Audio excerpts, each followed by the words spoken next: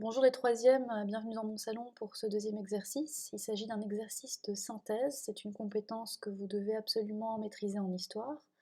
Et on l'avait déjà exercé il y a un petit temps quand on avait étudié les Celtes, on avait vu la structuration sociale de la société celtique, ça ressemblait à un tableau. Et vous aviez dû compléter ce tableau en voyant quelles étaient les différentes catégories sociales présentes dans la société celtique. Et vous aviez fait un petit texte. Donc voilà, on reprend ce type d'exercice-là, mais sous une forme différente qui est beaucoup plus synthétique. Alors, pour pouvoir réaliser cet exercice, vous avez besoin de deux parties de cours. La toute première, celle que vous avez reçue au début de l'année, et celle-ci que vous avez reçue à partir de janvier. Et vous allez devoir compléter un tableau. Alors, je vous montre à quoi ressemble ce tableau. Ce tableau ressemble à ceci. Voilà.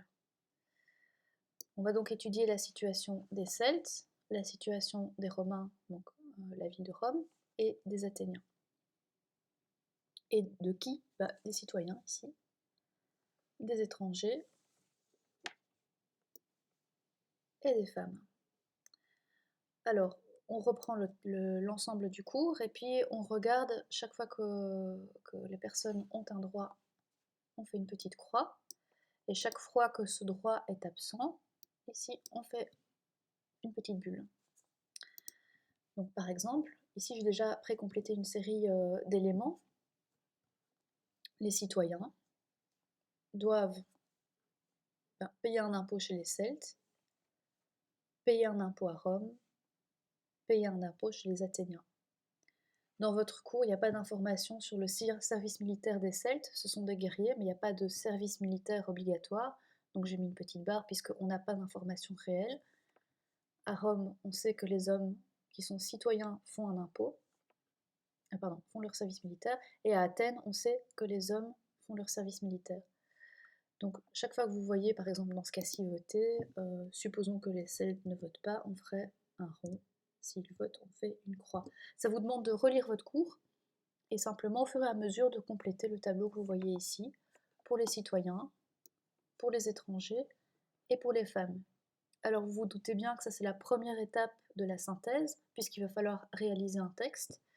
Et donc après ça, je vais vous demander de réaliser un texte dans un second temps, c'est pas encore maintenant, un texte qui va comparer les droits et les différents devoirs des citoyens à Rome et à Athènes, des étrangers à Rome et à Athènes, des femmes à Rome et à Athènes.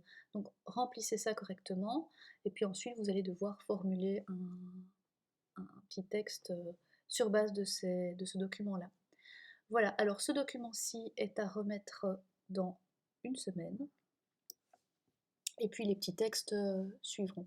Donc vous avez une semaine pour réaliser ce petit tableau-ci.